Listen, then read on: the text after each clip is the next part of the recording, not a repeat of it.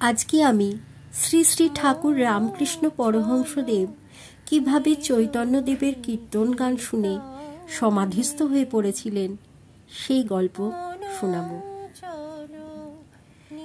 একবার কলুটোলার হরিসভায় নিমন্ত্রণ পেয়েছেন শ্রী শ্রী ঠাকুর। সেখানে ভাগবত পাঠ হবে।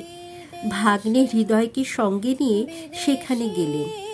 এই হরিসভার সদস্যরা একটি আসন পেতে রাখতেন, কল্পনা করতেন এখানে শ্রী চৈতন্যদেবের আবির্ভাব হয়েছে। ওই আসনের সামনে পূজা পাঠ ইত্যাদি হতো। সকলে এই শ্রী চৈতন্য আসনের সামনে ভক্তি ভরে প্রণাম করতেন। কারোরই সেখানে বসার অধিকার ছিল না। এদিনও যথারীতি আসনের সামনে শ্রীমদ্ ভাগবত পাঠ হচ্ছিল। পাঠ শুনতে শুনতে শ্রী শ্রী রামকৃষ্ণ একসময় আত্মহারা হয়ে উঠলেন।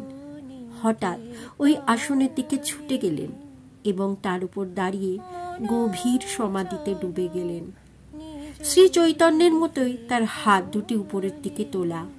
সেই রকমই প্রেম ঘন মূর্তি সকলে অনুভব করলেন। তিনি শ্রী চৈতন্যের সঙ্গে তন্ময় হয়ে গেছেন। পাঠক পাঠ ভুলে গেছেন। শ্রোতারা মুগ্ধ বিস্ময়ে শান্ত হয়ে তাকিয়ে রইলেন। নাম সংকীর্তন আরম্ভ হলে হরিনাম শুনতে শুনতে শ্রী শ্রী রামকৃষ্ণের কিছুটা হুঁশ ফিরে এলো। তিনি ভাবে প্রেমে বিভোর হয়ে কীর্তনের দলের সঙ্গে উন্মাদ নৃত্য শুরু করলেন। বড় মধুর সে দৃশ্য। আবার কখনো ভাবের আতিশয্যে সমাধিমগ্ন হয়ে পড়ে।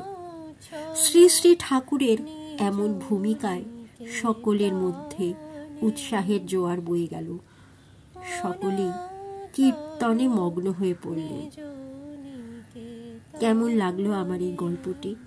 আপনারা আপনাদের মূল্যবান মতামত আমাকে অবশ্যই জানাবেন। পরবর্তীকালে আমি এমন আরো সুন্দর সুন্দর ঠাকুরের গল্প নিয়ে আপনাদের সামনে হাজির হব।